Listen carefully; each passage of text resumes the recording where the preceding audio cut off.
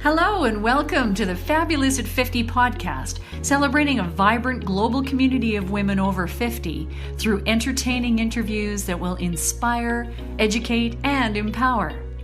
Your host, JoAnn Stoneberg, was born to nurture and promote vibrance. JoAnn is both the Community Director for Calgary, Canada, and oversees the global operations for Fabulous at 50. As an oncology nurse, integrative practitioner in multiple modalities, life skills mentor, and manager, JoAnn moves people from challenging situations to positive outcomes through the use of her innate gifts and learned skills. Here's your host, JoAnn Stoneberg. Hello, everyone, and welcome to today's episode. Do I have a treat for you? In honor of my birthday this week and going into Pisces, I have invited my friend and colleague and Fab at 50 member and our friendly neighborhood astrologer, JoAnn Stoneberg, to come on and give us a bit of a reading and a prediction and, our own personal horoscope, I guess, as you will. Sort of. And I'm just so thrilled that you're here. Welcome to our show today, JoAnn. Thank you so much, Joanne. I really appreciate being here. It's an honor to be here and to share some insight. Awesome. And it's the JoAnn and JoAnn show, although we do spell our names differently. And if you check the show notes, you'll be able to find out how to connect with JoAnn. But let me start off by, I'm first going to take a moment and share your bio here. JoAnn Stoneberg is a uniquely gifted energy healer who uses various healing modalities in her professional practice.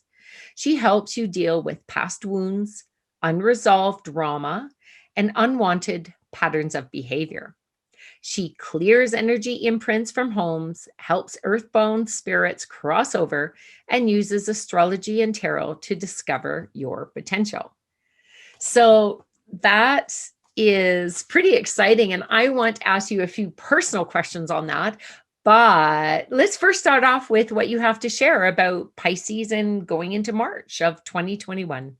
Okay. So just the other day, the sun actually shifted into the sign of Pisces, and it'll be there for the next month.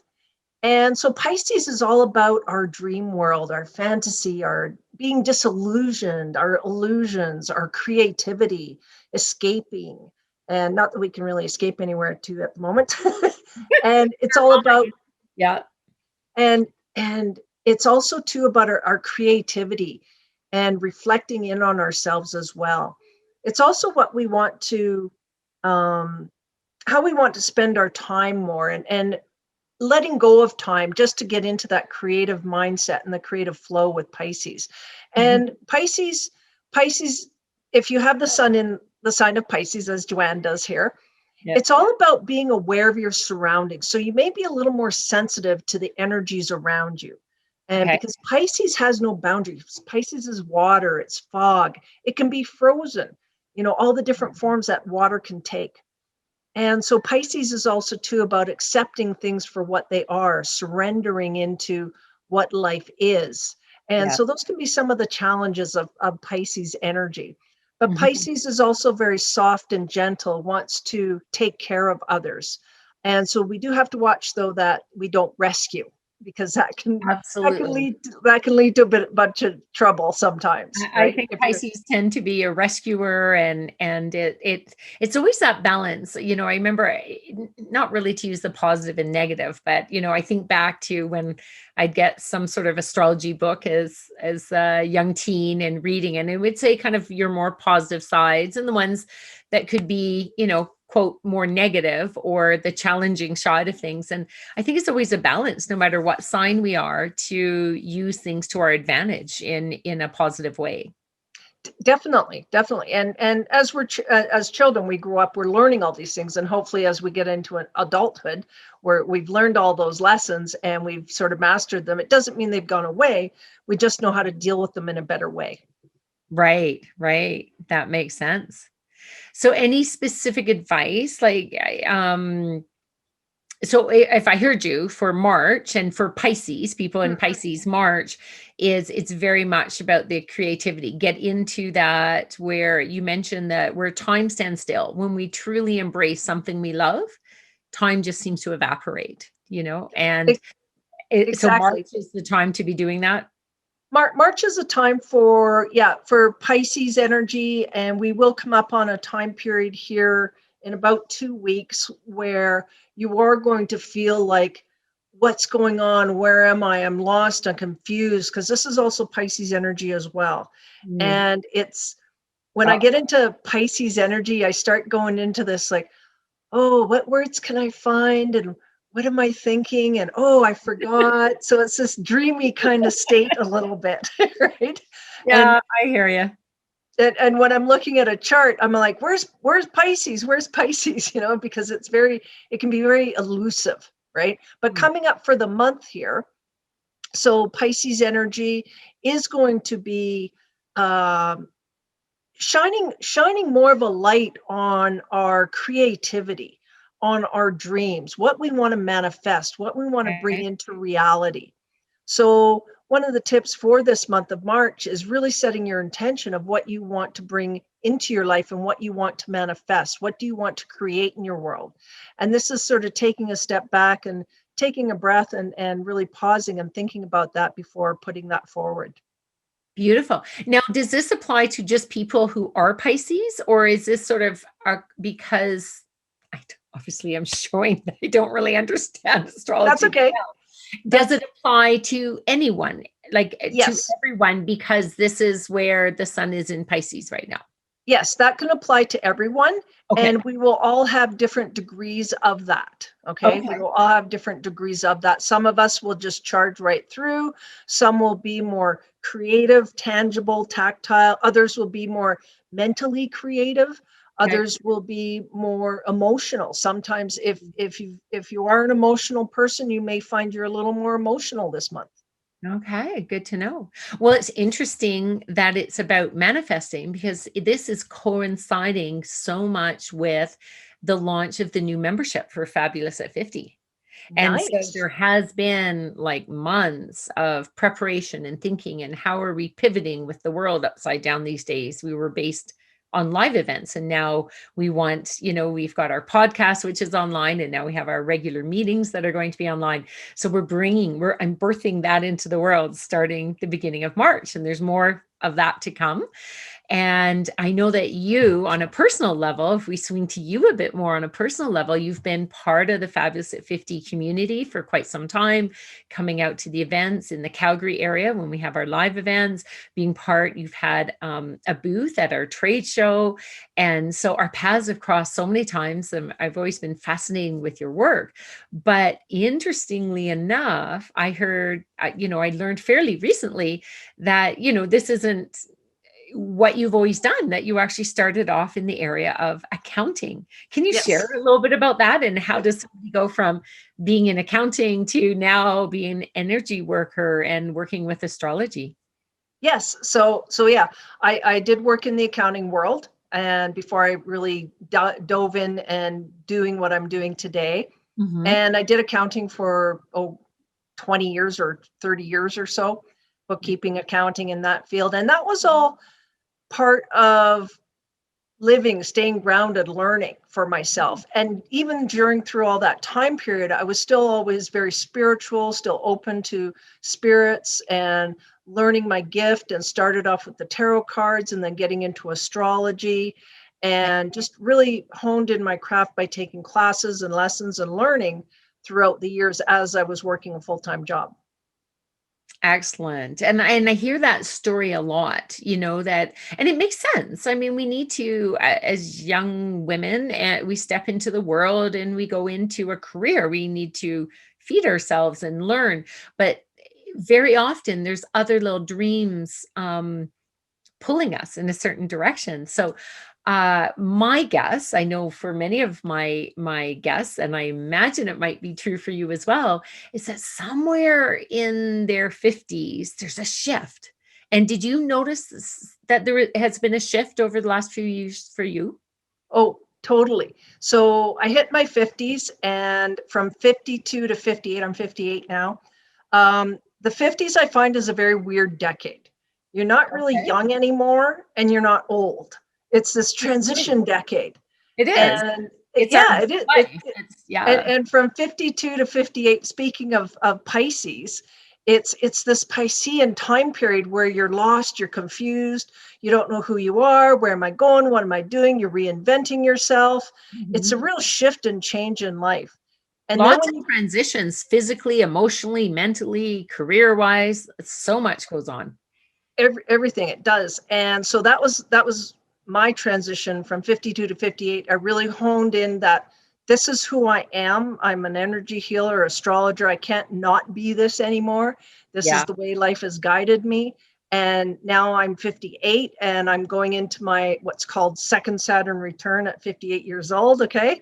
Okay. And so now I'm going into another transitionary period where life is shifting to match whom I've grown and developed over the last 6 years. I'm now shifting and changing my environment around me. Oh, okay. Can you explain that a little bit more? so That's so the house I lived in, the house I live in is where I moved into because of my job. Everything fascinating. around me was related to the work that I did over the last 20 years. I see. And now that doesn't fit, right? Okay. So now I have to shift and change my environment a little bit to match who I am on the inside. That makes sense. We want our environments to reflect who and what we are, because after all, we live in our homes, and if there's a disconnect there, then I don't think we can show up as our best selves when we do that. Sometimes Exactly. we feel in alignment. Okay, well, that's really fascinating with that.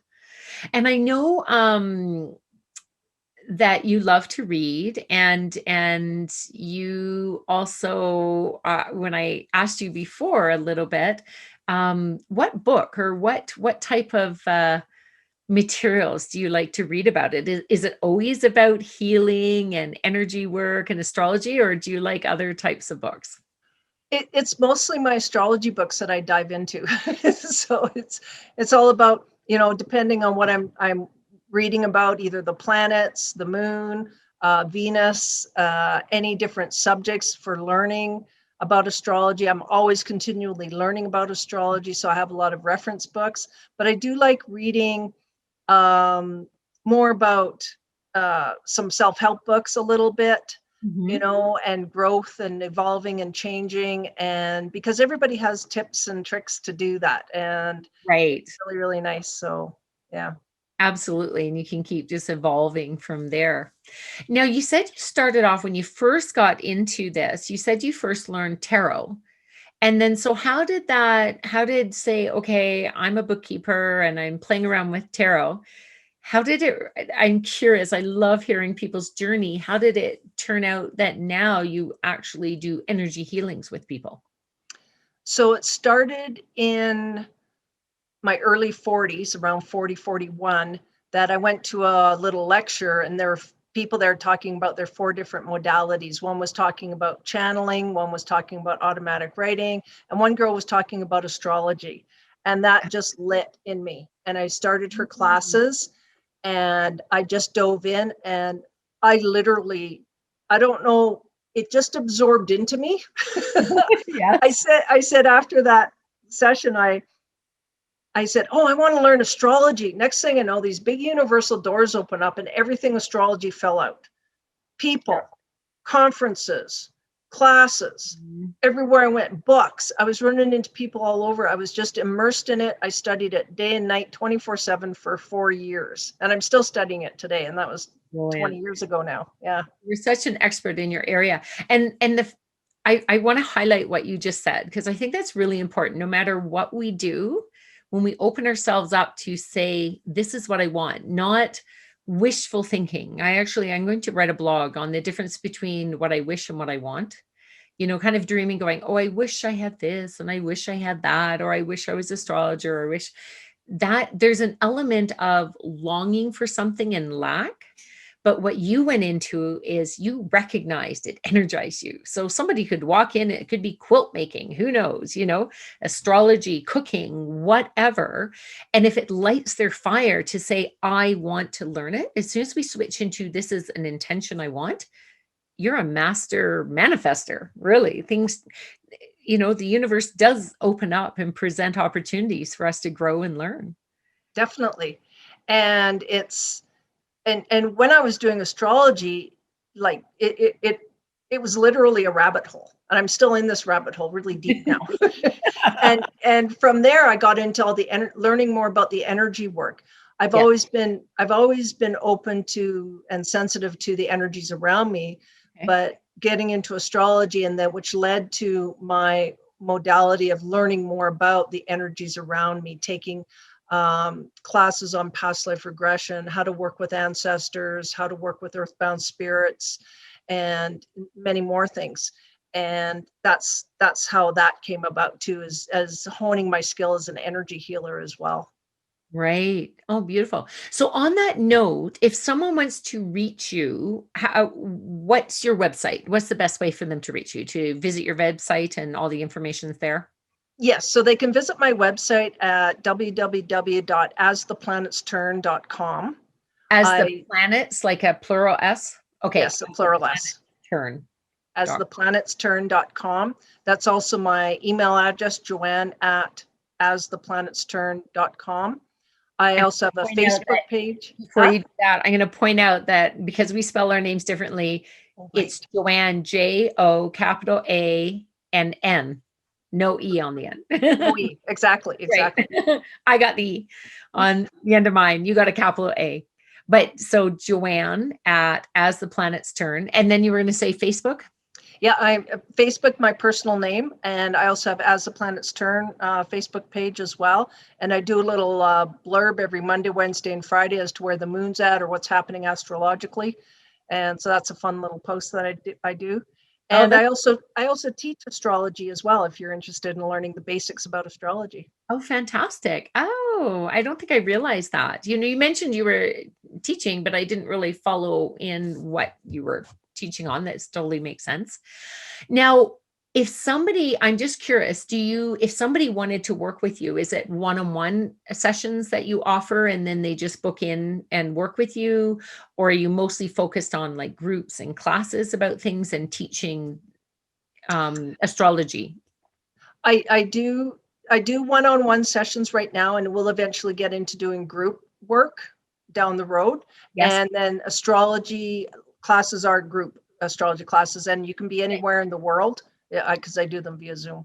Wonderful. All righty. Well, we are getting close to the end of our time, but we're not quite there yet. But so why don't we move on to my favorite part? What are your 3 top tips? Your 3 pearls of wisdom that you would like to share with the listening audience? 3 pearls of wisdom. Let's see here. So one, I would say, really listen to your intuition. Pay attention to your physical body. How is your physical body reacting to situations? What is it telling you versus your head? Okay. And listening to your intuition and knowing that, loving every part of yourself, and I'm sure everyone's heard this before, but the good, the bad, and the ugly, when we embrace and accept, and this is part of that Pisces energy coming up for the month as well, accepting all of who we are helps us to be a stronger person. When we're angry or sad or having a bad day, embrace that. There's strength in that, embracing whatever emotion you're going through at that time. Beautiful. So that was your first tip? Or did you blend them all? That was all 3. Oh, I am so sorry. That's okay. So your intuition is number 1. Listening to your body. Listening to your body is number 2. Yes. And number 3 is accepting everything about yourself. And accepting everything about yourself. And I wholeheartedly agree with that. I know that when I work with my clients, getting them to understand and get away from what is an old way of thinking, say an affirmation where they stand in front of the mirror and they're like, I am happy today. And they're really not happy. I am more, and I think you would agree, it's more about, I am really feeling sad, or I am very grieved about something, and own that, but also take it that next step to know that I am greater than this experience. And it's like a wave. It's going to go through me, and then I'm going to step through this stronger, right? So beautiful for sharing that. Now you have a gift. A gift that you're willing to share. Can you tell us about that? I have a little gift. I have a little ebook. It's called Manifesting with the Moon, and it helps you discover the cycles of the moon phases. We all know the new moon and the full moon. And there are actually 8 phases, but in this little ebook, I just described 4 of the phases. So new moon, first quarter, full moon, and third quarter. And in there, it tells you little tips and tricks what to do throughout the cycle each month. That is amazing. I know that we humans these days, at least the ones of us that live in a city, are so disconnected from our sky and our moon. And we know that the moon has a impact on the earth. I mean, no one can deny the tides of the ocean. And we're made of water as well. So it's a given that the gravitational pull and the energy pull of the moon and the earth has an impact on us as well. And I know for myself, that's something I would like to learn more about. I have another friend that talks a lot about, especially women. I know that I would say most in our group are either past it, like into post-menopause, or at least in perimenopause, but our hormones are really tied in with the moon. And I would imagine that within this is a way of understanding that since we don't have a monthly cycle necessarily anymore, or it's all out of whack, that we still have an emotional cycle that's tied in with the moon. Would that be accurate? Very much so. We very much have an emotional cycle. And whether we're aware of the moon's shifts and changes, they're affecting us anyway. So we might as well learn. Exactly. So for our advantage. So for example, some really good news, a little disclosure here, because I'm going to write about it in my little blog tomorrow. Hey, and coming up this weekend, I want to let you know we're a few days away from a full moon on Saturday, and it will be in the sign of Virgo. So break out your detail hat and pay attention to all the meticulous details that maybe you missed over the past week. So on February 27th, Yes. on the full moon means that you're good with details? Is that what you're telling me? So the full moon, as we know, always likes to shine a light on everything. Okay. So, and it's going to be, the moon will be in the sign of Virgo, and Virgo is about details and being analytical. So being meticulous about things. So you might want to pay more attention to your details that weekend. That's fantastic. That is fantastic. Well, Joanne, this has been a really fun podcast. I'm so glad that you've been on. And I do love that every once in a while you're sharing your friendly neighborhood astrology updates, and we can go to your business page, right? My personal, you can just go to my personal page. It's all on there. Personal page as well, and it's all in there. That's fantastic. Well, thank you so much for being on today's show. And I look forward to, maybe we'll make this an annual event just before my birthday every February. That would be awesome. Thank you so much for having me. Excellent. And I'm going to, in honor of my birthday, I'm going to wish everyone else out there who has a birthday, give or take 6 months, happy birthday. There we go. Take care. Thank you. Bye, everyone. Thank you. Bye. Thanks for joining us today. You've been listening to the Fabulous at 50 podcast with your host, JoAnn Stoneberg. Join us again for more inspirational interviews on topics that matter to you. If you like what you've heard on today's episode, check out the liner notes, or to learn more about this vibrant community that celebrates women over 50, please visit fabulousat50.com. That's www.fabulousat50.com.